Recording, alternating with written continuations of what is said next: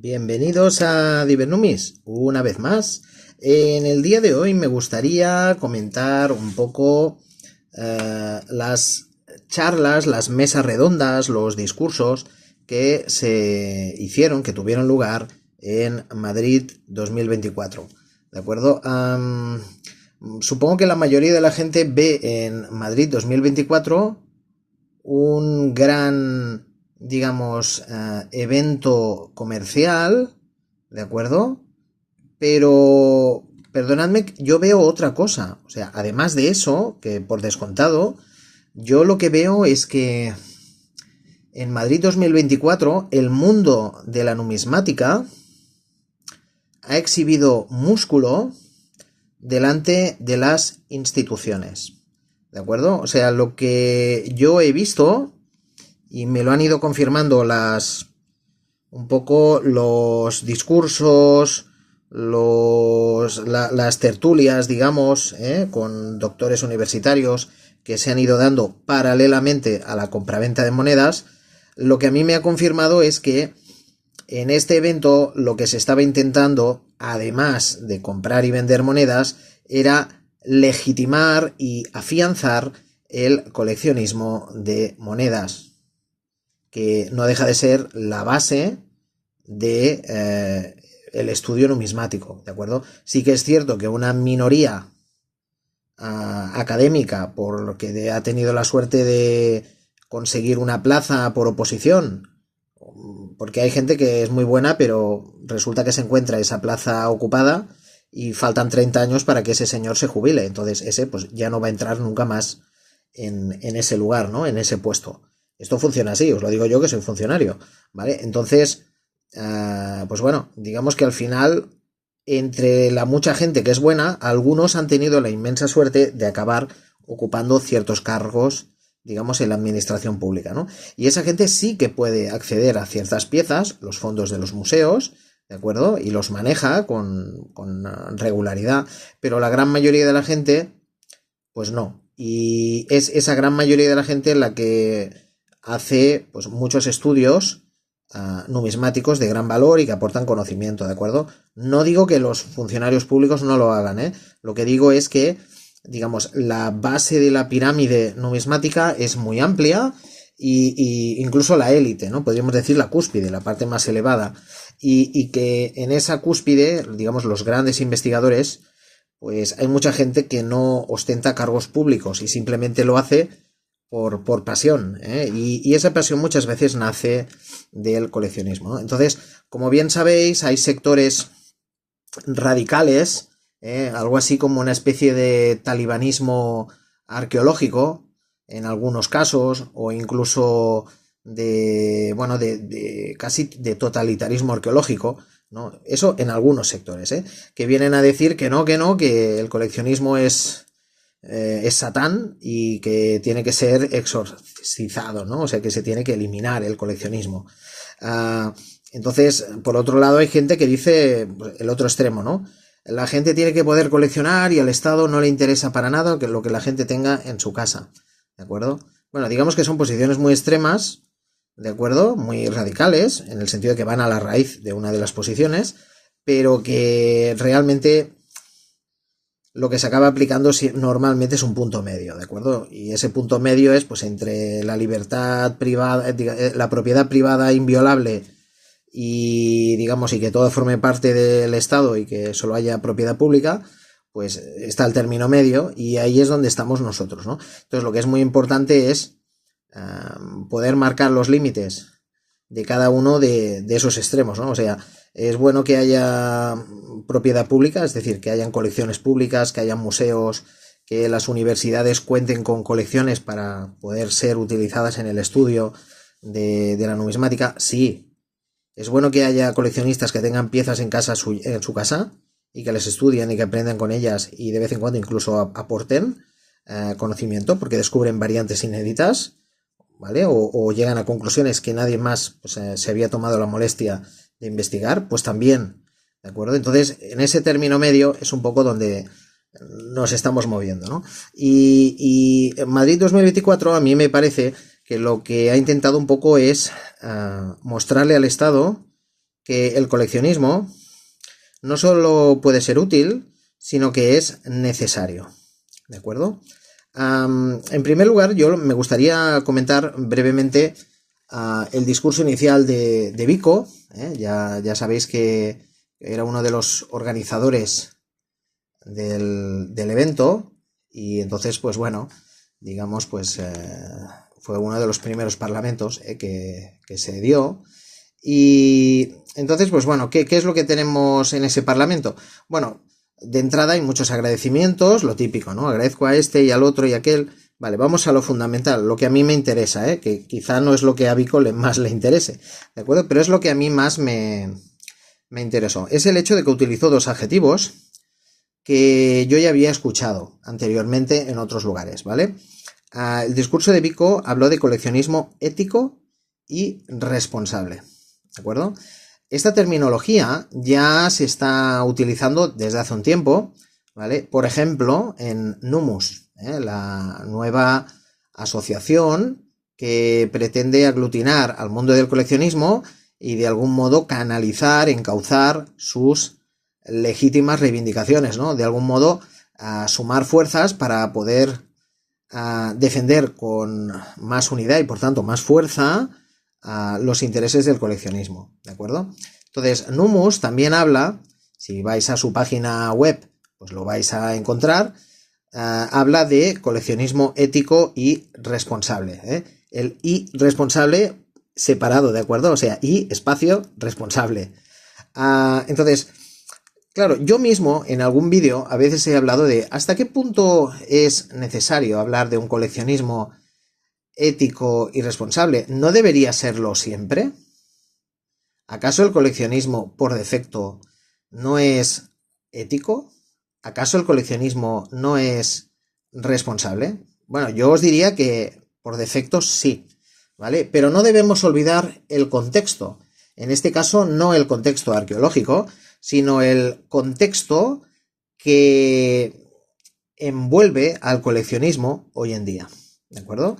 Ya lo sabéis que hay una pugna, digamos un conflicto, una guerra entre lo que es la numismática independiente como ciencia autónoma y la arqueología que pretende engullir, englobar a la numismática, ¿no? Como si fuera un simple apartadito, una especialización de la arqueología, ¿de acuerdo? Entonces, todo este conflicto, en el fondo, deriva de otro conflicto que es el conflicto entre detectoristas y arqueólogos, ¿de acuerdo? Porque la base para atacar a la numismática y al coleccionismo muchas veces viene de la mano de decir que la búsqueda de piezas por parte de los coleccionistas es la que alimenta el afán de los detectoristas por excavar agujeritos en todos lados, como si fuera una especie de topos humanos, y, digamos, intentar vender a buen precio esas piezas que van encontrando, ¿de acuerdo? Entonces, yo por un lado me planteo, por ejemplo, si realmente es un negocio muy lucrativo abrir agujeros, quizás que el patrimonio es tan abundante que no viene de aquí, ¿no? Porque, ostras, ¿cómo puede ser que sigan cavando agujeritos? ¿De acuerdo? O sea, si ganan tanto dinero con eso, quizás que el patrimonio es muy abundante y quizá pues no merece tanto ser protegido. Preguntas tontas que yo me hago, ¿de acuerdo? Y si realmente es tan escaso que hace falta protegerlo, pues quizá toda esa gente que está cavando agujeritos lo hace más por la emoción de cavar agujeritos y a ver si le toca alguna cosa, a ver si tienen suerte, ¿de acuerdo? Y entonces, por tanto, no es tan peligroso. Digo yo, ¿no? Son preguntas tontas que yo me lanzo. Bueno, que yo, digamos, me planteo. Bueno, dejando de lado eso, es cierto que se habla mucho ahora de coleccionismo ético y responsable, ¿de acuerdo? Bueno, pues en este contexto en el que la numismática es cuestionada no desde el Estado, sino desde ciertos sectores funcionariales que pertenecen al Estado, ¿de acuerdo? Y yo ahí, si tuviéramos que señalar a gente concreta, yo diría que sobre todo el principal adversario que tienen los numismáticos hoy en día, sí, son algunos arqueólogos, pero ¿qué arqueólogos?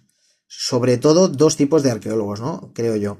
los que han hecho carrera profesional con la defensa del patrimonio, es decir, que se han convertido en una especie como de policías arqueólogos, ¿de acuerdo? Algunos incluso, yo lo he visto, que en conferencias, en vez de alardear de teorías, ¿no? Pues se les presentaba por las condecoraciones policíacas al mérito policial que habían obtenido. O sea, era más el currículum de un policía que no el currículum de un arqueólogo. ¿De acuerdo? Yo no sé vosotros, yo como arqueólogo pues estaría especialmente contento de haber descubierto esto, lo otro, de haber realizado esta teoría, de haber encontrado tal cosa. La verdad, que la policía me condecorase con algo lo encontraría muy pintoresco, ¿de acuerdo? Y no sé hasta qué punto yo pues alardearía de eso en, en una conferencia, ¿de acuerdo? Pero yo lo he visto, no en Madrid 2024, pero sí que lo he visto en otros lugares, ¿de acuerdo? Entonces, pues bueno, digamos que por un lado, pues sí, hay una serie de arqueólogos que se ganan la vida con eso, digamos, buscando gente que haga agujeritos o que tenga piezas de las cuales pues no puede presentar todo el árbol genealógico hasta que se remonte hasta Julio César, ¿de acuerdo? Y tenemos otro sector que normalmente es bastante beligerante, que es bastante, digamos, anticoleccionista, que es el de los museos, ¿vale? Los museólogos. No todos, alerta, porque yo conozco a gente que colabora estrechamente con asociaciones de coleccionismo, por ejemplo, y trabaja en museos, ¿de acuerdo?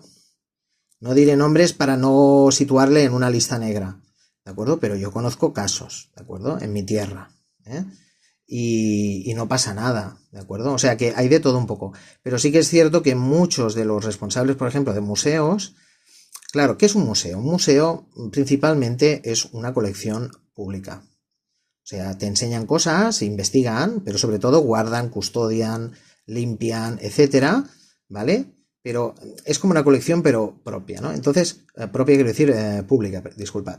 Y entonces, ¿qué es lo que ocurre? Bueno, pues que, claro, ¿qué son los coleccionistas para ellos? Bueno, pues son competencia, o al menos ellos lo ven así. Esta pieza no la tiene en mi museo porque hay un señor privado que la encontró, que la compró, que en su momento pues estuvo más atento que yo en una subasta, etcétera, ¿de acuerdo? Y ese pues es el que la tiene, ¿no? Y no mi museo. Entonces, esta gente suelen ser los más agresivos, ¿de acuerdo?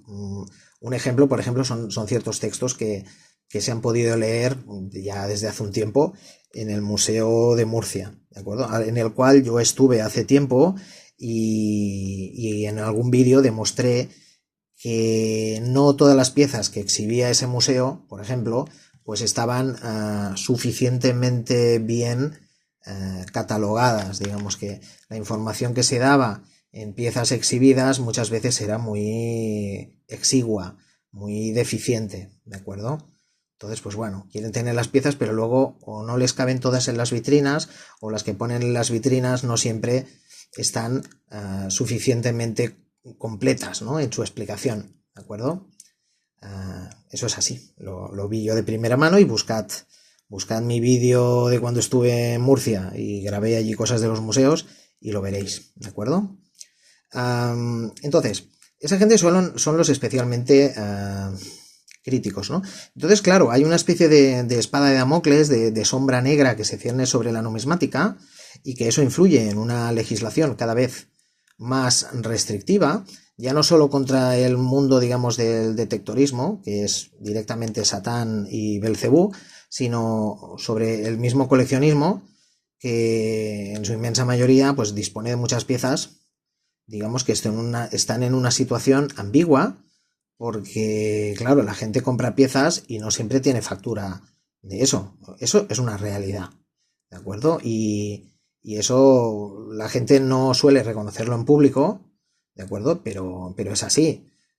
Si tú vas a un mercadillo, no te dan factura. Si tú vas a un comerciante y pides factura, o sea, si no la pides, muchas veces ya no te hacen la factura. Con lo cual, esa pieza que era perfectamente legal pasa a quedar en situación gris. Y eso pasa muchas veces, ¿de acuerdo? O cuando pides la factura, te hacen una especie de recibito, de en plan, sí, compró un denario, compró un as de no sé dónde, y ya está, pero como no hay una descripción completa, etcétera, etcétera, pues la trazabilidad tampoco es que se mantenga, ¿de acuerdo? Entonces, podríamos decir que yo diría que el 90% de las monedas que hay en el mercado numismático pues están en una situación gris. Las únicas que tienen un poquito más de trazabilidad serían las de las subastas y algunos comercios, ¿de acuerdo? Pero no tienen una trazabilidad muy larga. O sea, normalmente se remontan a 1, 2 o 3 propietarios máximo, ¿vale? Excepto que no sean piezas de esas super mega potentes, y entonces es el mismo Estado el que se quiere quedar esas piezas, ¿de acuerdo? O sea que digamos que es curioso porque el Estado muchas veces intenta hacerse con esas piezas que hace mucho tiempo que se conocen, ¿de acuerdo? Y que forman parte de casi de la historia de la numismática, ¿de acuerdo? No de la historia de la moneda o de la historia, sino de la historia de la numismática. Piezas que son muy estudiadas, pues a veces se las queda simplemente por el hecho de tenerlas, y en cambio pues deja pasar muchas piezas de las cuales no se sabe del todo bien de dónde salieron, colecciones privadas, etcétera, ¿de acuerdo? Pero no lo suficientemente importantes como para que se sepa su árbol genealógico remontable hasta Julio César. Y es curioso porque el Estado, digamos, de algún modo hace que la gente se quede con esas piezas que tienen menos pedigrí, ¿de acuerdo? La cual cosa no me parece mal, pero que luego no vaya agobiando a la gente, ¿no? Entonces, digamos que el coleccionismo es cuestionado por distintos sectores, y sectores públicos que tienen una capacidad importante de influencia sobre pues los legisladores. Los legisladores, al igual que los jueces, son gente que no sabe de numismática, por regla general, es normal. Yo no sé de muchísimos temas, y de hecho de la mayoría de temas yo no sé, sé de algunos, y lo mismo le pasa a un juez y lo mismo le pasa a un legislador, ¿no? Entonces, claro, depende quién forme parte de sus consejos de asesores, o depende de quién esté peritando en un juicio, pues puede decantar estrepitosamente una decisión legislativa o judicial, pues en un sentido muy contrario al sentido común que tenemos la gente que nos dedicamos al coleccionismo, ¿de acuerdo? Entonces, ¿por qué lo de ético y responsable? Bueno, pues precisamente porque al haber este cuestionamiento, pues desgraciadamente se hace necesario pues recordarle a esa gente que el coleccionismo puede ejercerse de manera ética, es decir, distinguiendo entre el bien y el mal. Y yo os diría aquí que, como por ejemplo reconoció Ana Serrano en una entrevista que le hicieron hace tiempo, pues y lo digo porque ella es la presidenta de Numos, pues que la inmensa mayoría de piezas y la inmensa mayoría de coleccionistas pues coleccionan de una manera ética, es decir, coleccionan aquellas piezas que les gusta y que les interesan y que se les ofrece de una manera legal, yo qué sé, pues por ejemplo en un mercadillo, en una tienda, etcétera, ¿de acuerdo? O sea, y normalmente si un coleccionista sabe que sabe o supiera que esas piezas han salido de una manera muy irregular, pues la gran mayoría de la gente no las pilla, no las compra. Si sospecha que esas piezas salen del robo a otro coleccionista, o que eso ha salido, digamos, de las profundidades de la tierra, ¿vale? Recientemente, pues normalmente eso no lo van a comprar, ¿de acuerdo?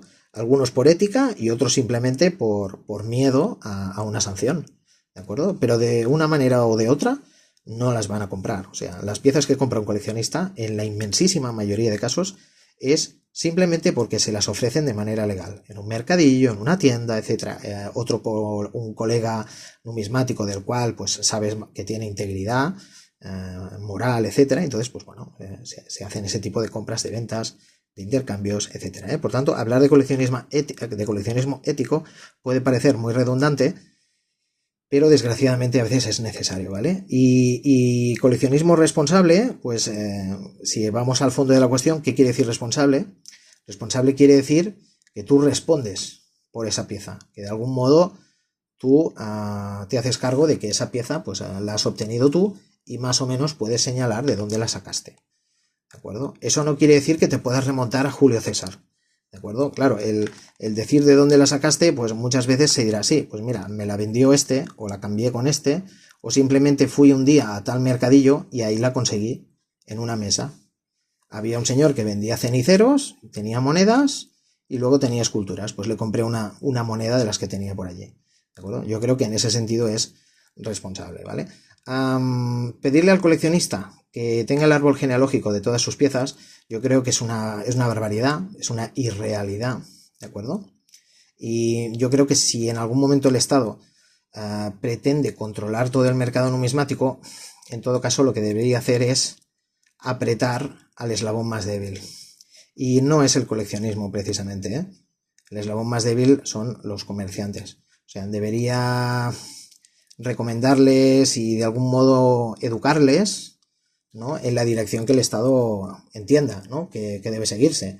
Pues si el Estado cree que tiene que haber una trazabilidad y esas cosas, que ya os digo, a mí me parece un poco utópico y absurdo, pero bueno, si el Estado cree que debe irse por ahí, pues quizá lo que tiene que hacer es comenzar a extender, digamos, entre los coleccionistas, entre los vendedores, perdonad, pues el tener unas buenas prácticas.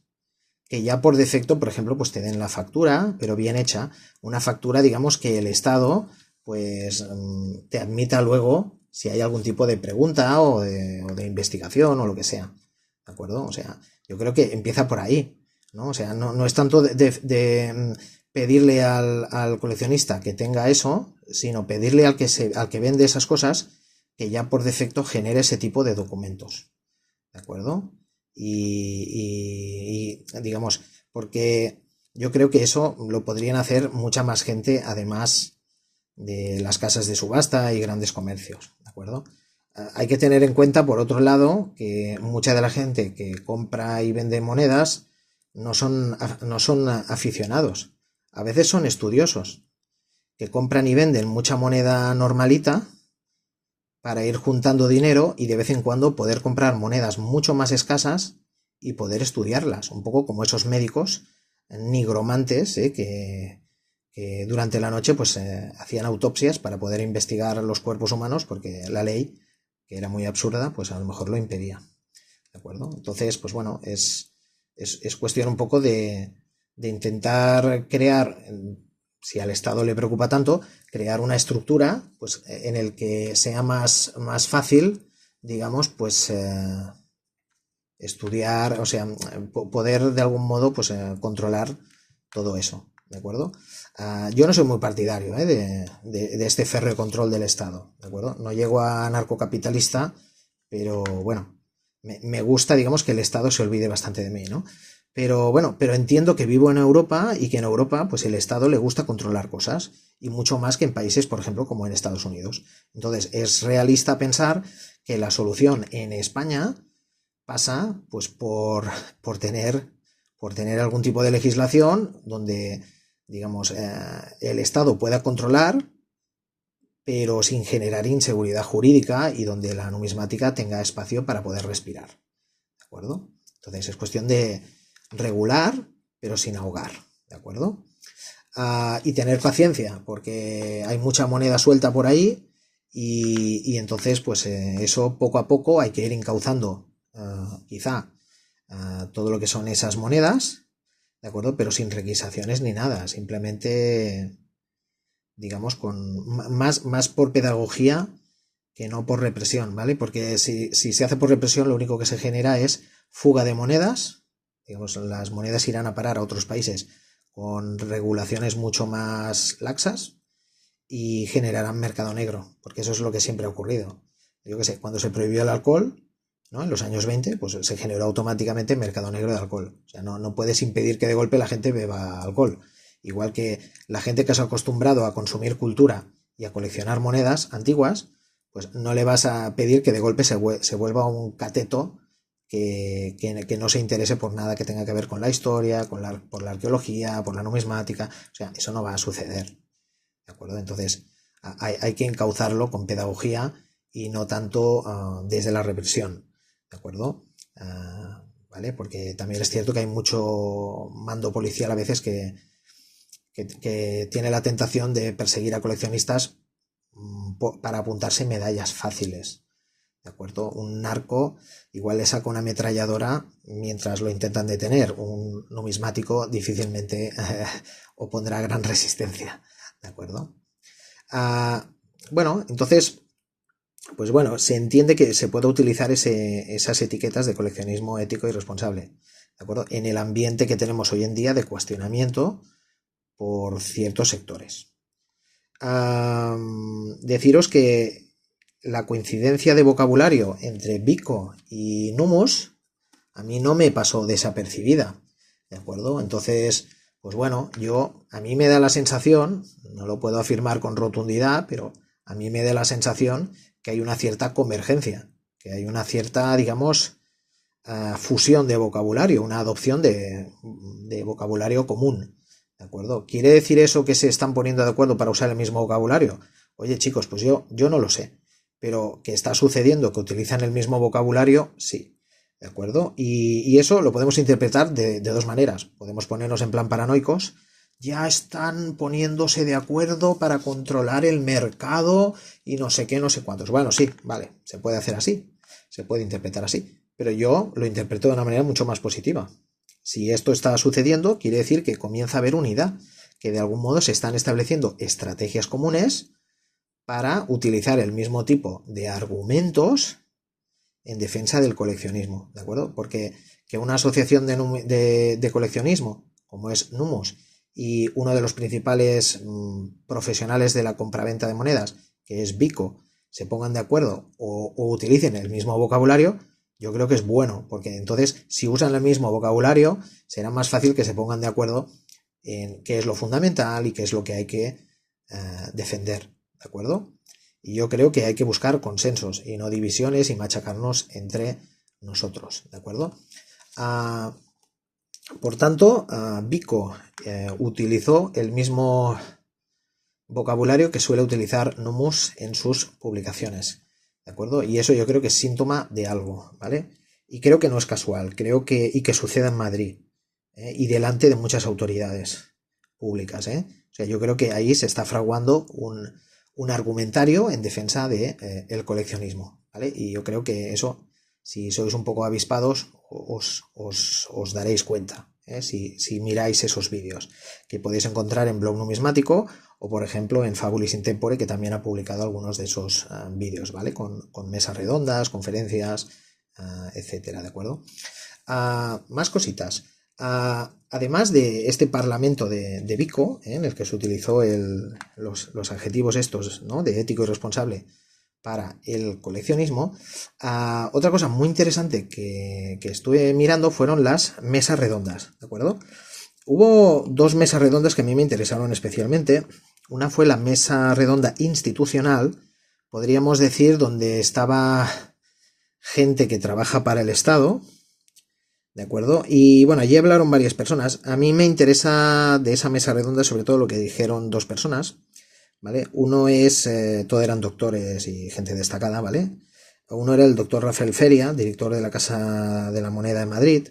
Y este hombre, a mí lo que me interesó fue que defendió el coleccionismo, ¿de acuerdo? No me quedó claro si defendía el coleccionismo de moneda antigua, la verdad, pero que defendió el coleccionismo sí, y que vino a decir pues que bueno, que se alimentaban la colección de la Casa de la Moneda de Madrid pues de monedas, digamos, de colecciones particulares, ¿vale? Muy importantes. Y eso, pues, y no es porque las hubieran incautado, que hubieran ido allí en plan piquete revolucionario a expropiar cosas, ¿no? Sino que realmente, pues, mostró que había una colaboración, ¿no? Entonces, y ellos mismos, pues claro, la Casa de la Moneda de Madrid genera monedas contemporáneas que son coleccionables, ¿no? Entonces, atacar el coleccionable desde el coleccionismo, desde una, digamos, institución que vende cosas a coleccionistas sería un poco extraño, ¿de acuerdo? Pero claro, esa es una institución y el Estado tiene muchas otras instituciones y no todas son tan benévolas, ¿de acuerdo? Pero bueno, digamos que en la Casa de la Moneda de Madrid yo creo que tenemos ahí un potencial aliado, ¿de acuerdo? También habló en esta mesa redonda institucional Antonio Roma, el doctor Antonio Roma. Él tiene una doble cualidad. Por un lado es arqueólogo y trabaja o trabajó en su momento como fiscal de patrimonio, ¿de acuerdo? Hoy me consta que ya no trabaja como fiscal de patrimonio, pero bueno, ha ejercido en esos ámbitos. Entonces, digamos, lo digo de manera cariñosa, y si escucha este vídeo, doctor Antonio Roma, que me perdone, digamos, por la expresión que utilizaré, pero digamos que formó parte del lobby cancelador, entre comillas, que me perdone, si escucha este vídeo. Bueno, digamos, tiene que haber fiscales de patrimonio, o sea, eso alguien lo tiene que hacer, ¿no? Pues bueno, que lo haga una persona que él mismo ha dicho en público que es coleccionista, y que todos sabemos que lo es, porque los estudios que ha hecho de numismática son muy buenos. Yo mismo he comprado algún libro de Antonio Roma, por ejemplo, sobre ponderales, y es muy bueno, y he leído artículos de él sobre ponderales y están muy bien, y está claro que él sabe mucho de estos temas, entre otras cosas porque colecciona y se nota en sus estudios.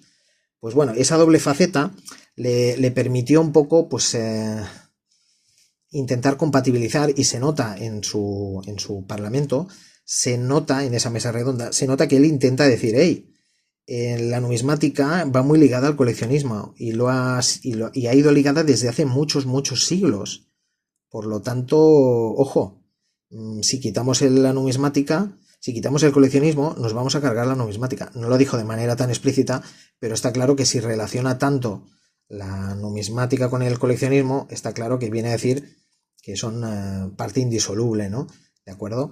Habrá gente que dirá, Antonio Roma se quedó corto, tenía que haber sido más cañero y tal. Bueno, alerta, tampoco hay que asustar a los del otro bando. Es decir, Antonio Roma, pues en esta primera tanda de mesas redondas, pues yo creo que ya hizo mucho, admitiendo que numismática y coleccionismo van ligados, y que vienen desde muy antiguo, y que hay eminentes investigadores que opinan como él, ¿de acuerdo?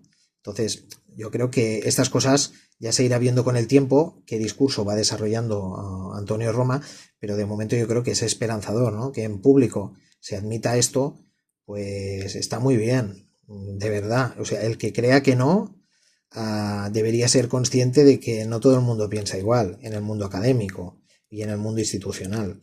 ¿De acuerdo? A mí, por ejemplo, en alguna publicación que había hecho, se me llegó a decir que quitara de mi artículo referencias al coleccionismo, que era mejor quitarlas, porque, bueno, eran artículos principalmente de investigación, ¿de acuerdo? Como que investigación y coleccionismo no iban juntos, ¿vale? Metodológicamente.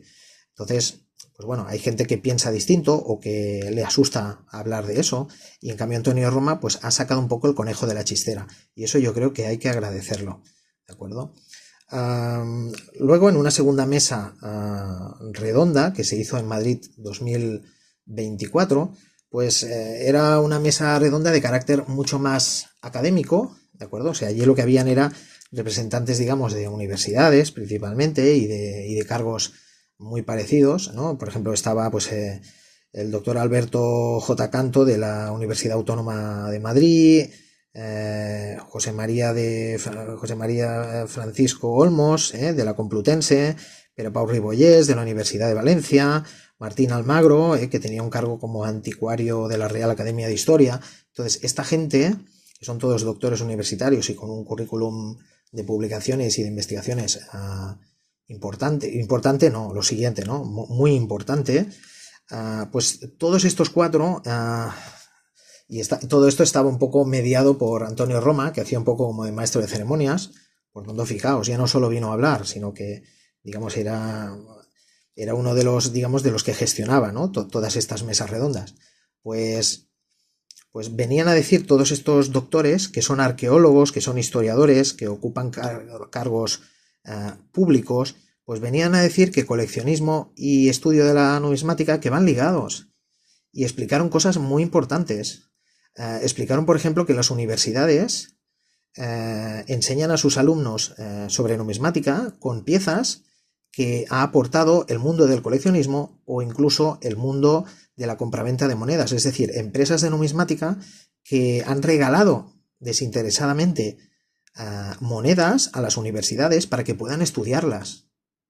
O sea, no son los museos los que han aportado piezas a las universidades, sino que son empresas, que son coleccionistas, los que han aportado piezas para que las universidades puedan algo así como permitir un trabajo de campo a sus estudiantes, pues de numismática, de epigrafía, etcétera.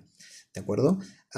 Luego, por ejemplo, una mención, yo creo, un poco especial, merece, además, pues Pere Pau Ripollès, que por ejemplo, mostró cómo en los catálogos, digamos, cuando se hacen algo así como la recogida de cuáles son las piezas, ¿no? Los diferentes tipos monetarios, pues resulta que cuando se seleccionan las mejores fotos de los ejemplares, digamos, que van mejor para que se vean todos los detalles, pues resulta que más de la mitad de las imágenes que habían allí, pues no las había aportado entidades públicas, sino que las habían aportado pues colecciones particulares y empresas dedicadas a la compraventa de monedas. Es decir, la catalogación está siendo mucho mejor gracias al trabajo y a la solidaridad, digamos, académica que están mostrando esas empresas y esos coleccionistas privados, ¿vale? Por ejemplo, la colección Tonegawa es un ejemplo, ¿no? de un coleccionista pues que no dudó en compartir todo lo que estaba coleccionando e investigando, ¿de acuerdo?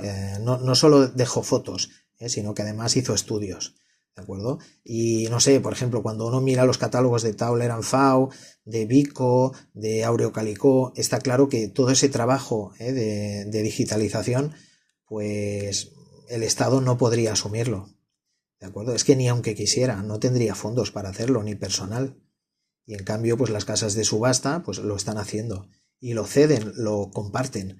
Por tanto, es ese coleccionismo privado el que alimenta pues esa especie de velocidad acelerada con la que se puede catalogar, investigar la numismática, ¿de acuerdo? Recuerdo que las monedas son muy abundantes, entonces es normal que el Estado quede completamente desbordado por las piezas. Si habláramos de espadas ibéricas, pues igual hay 4, pero lo que son monedas hay muchísimas, ¿de acuerdo? Y el 99% de lo que tenemos los coleccionistas no interesa realmente a un museo, ni genera mucho conocimiento numismático, porque ya lo tienen en sus fondos, O sea, cuando hablamos del MAN con más de 200.000 monedas, pues ya os podéis imaginar qué significa mi coleccioncita de aficionado, de coleccionista, digamos, normal, con un sueldo normal, frente a un museo que cuando es necesario se gasta 200.000 euros en comprar monedas de la Tonegawa, ¿de acuerdo? Entonces, digamos, no es que yo estropee el patrimonio español comprando moneditas de 30 euros, ¿de acuerdo? Incluso aunque compres una onza de oro, digamos, si es muy común, seguro que ya la tiene, digamos, la institución pública de turno, ¿de acuerdo? Por tanto, yo creo que hay que reconocer el esfuerzo que se ha hecho en Madrid 2024 y que han hecho todas estas personas para coincidir en ese evento, para decir lo que han dicho a nivel público. Es un paso que no siempre es fácil, es un poco como salir del armario, ¿de acuerdo? Porque no todo el mundo a nivel académico piensa igual, y el hecho de que tú defiendas el coleccionismo te puede, entre comillas, colocar un poco en la lista negra de gente que piensa radicalmente diferente, ¿de acuerdo? Entonces yo creo que ha sido un paso valiente, no se les puede pedir que directamente pidan la legislación inglesa, ¿de acuerdo? Que ya sabéis que mucha gente considera que es la que iría mejor a la numismática, pero bueno, yo creo que se están dando pasos en positivo y que tenemos que dar importancia pues al tema este de que nos estamos fijando ya en cosas que tenemos todos un poco en común, ¿no? A la hora de valorar pues la situación de la numismática, de qué es lo que debería hacerse, etcétera. ¿De acuerdo? Recuerdo también que no es ninguna casualidad que en este evento haya coincidido pues Ursula Kapman, que fue la que revolucionó un poco el gallinero numismático en Alemania y que consiguió frenar una serie de leyes que ponían en jaque al coleccionismo numismático, sobre todo el coleccionismo de moneda antigua, ¿de acuerdo? Y incluso Ursula Kapman no solo vino a Madrid, sino que además pues incluso escribió en el Coins Weekly, ¿de acuerdo? En la publicación que ya gestiona desde hace ya muchos años, pues explicó el caso alemán y cómo a través de la unidad y de ciertas estrategias se consiguió, digamos, hacer valer los intereses del mundo de la numismática, es decir, el académico, el de la compraventa de monedas, el del coleccionismo, ¿no? Para lograr una legislación que respetara pues, el hecho de que hay gente a la que le gusta la cultura y colecciona monedas, y no solo colecciona monedas de 2012, sino que también a lo mejor pues, le gusta coleccionar moneda romana, griega o de Felipe IV, ¿de acuerdo? ¿Sí? Entonces, pues bueno, yo creo que tenemos que valorar mucho todo esto. Decir que los youtubers, pues hacemos lo que podemos desde nuestro humilde, digamos, puesto, como normalmente, ¿no? Que somos coleccionistas con capacidad de edición, que es lo que yo muchas veces digo. Un youtuber numismático no es nada más que un coleccionista más, pero que tiene una cámara y algún lugar donde grabar, ¿vale?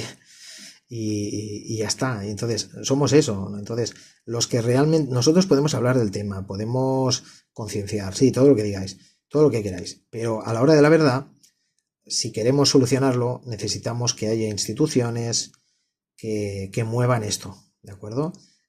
Que haya gente importante en el mundo académico que le dé legitimidad, que pueda sostener de manera consistente que la numismática metodológicamente, que yo creo que ese es el punto clave, que la numismática metodológicamente se ha basado y se debería seguir basando en el coleccionismo. Es lo que le da algo así como, es lo que entrena el ojo del coleccionismo, es lo que le da experiencia práctica, ¿de acuerdo? Y eso es un poco lo que tenemos que ir defendiendo, ¿de acuerdo? Entonces, que todo esto confluya en un acto, ¿no? En Madrid, en el que van muchos, digamos, de los que representan a veces a las instituciones contrarias o más celosas del patrimonio español, pues yo creo que no deja de ser un valiente acto, ¿no? de unidad y de buscar, pues,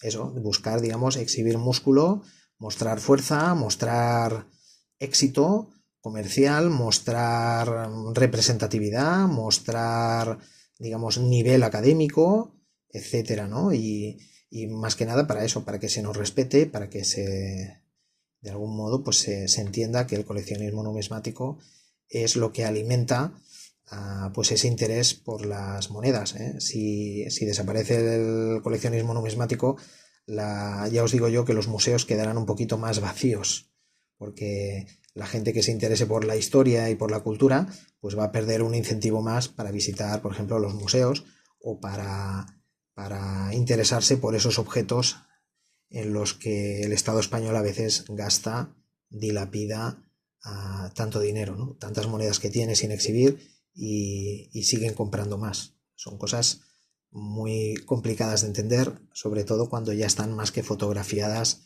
y pesadas. Pues bueno, nos vemos y ya me diréis en los comentarios qué os parecen todas estas reflexiones, ¿de acuerdo? Yo creo que hay que alabar lo que ha sido Madrid 2024, ¿de acuerdo? Y el que no haya estado, pues yo le recomiendo que el año que viene, si se repite el tema, pues que vaya y que compruebe por él mismo qué tal es esa experiencia y si estas estrategias de defensa del coleccionismo se mantienen o incluso se incrementan en futuras ediciones, ¿de acuerdo? El mundo de la numismática es muy pequeño.